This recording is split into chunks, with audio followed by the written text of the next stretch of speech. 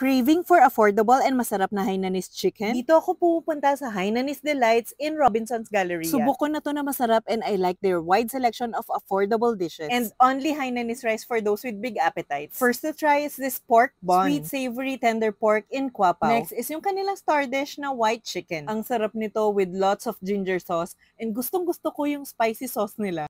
Not too spicy but with kick in every bite. Na-elevate niya talaga yung lasa ng Hainanese chicken. Ang sarap lang papakin itong crispy fried tofu. Hot and crispy salt and pepper tofu na ang sarap papakin. I love this with vinegar. Next is their laksa noodles, coconutty, spicy soup. I like the toppings. I just wish mas marami pang sabaw. Very filling itong soup bowl na to. Grabe, busog na busog ako that day. Sobrang nagustuhan ko itong manto bread na to.